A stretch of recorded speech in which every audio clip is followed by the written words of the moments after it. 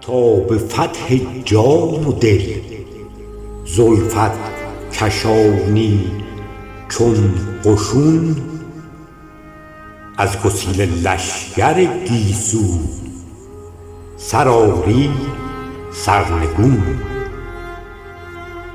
آوخ این درد غریبی از بلای ناگهان، آورد با حربه عشقت مرا در آزمون. ره چو بندی تا کنی غارت خیالم را چنین، با چکاچک های خلخالت شود غم سرنگون. ناوک مژگان بزن بر صید جانم دم به دم، تا دمادم بردمد بر طالعت زین دم شگون. سر دهم بر قول مانم در تکاپوی وفا، تا تکاپو می کند دردم به سودای فزون. من به هشدار نگاه راهزن بیچاره ای، مانده در بندم به عزم دیده ات بی چند و چون.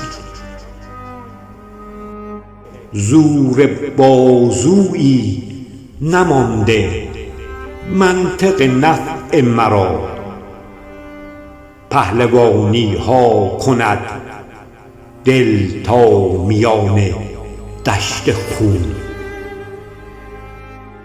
کن تنور سینه ام داغ از حرارت های دل، تا بیات است عقل من در تازگی های جنون.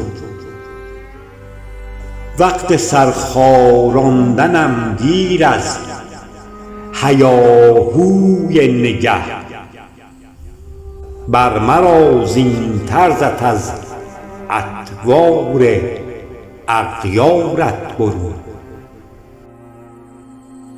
استوارم از سماجت های دل بر ملک غم، خانه عشق از خیالت چون به خود دارد ستون.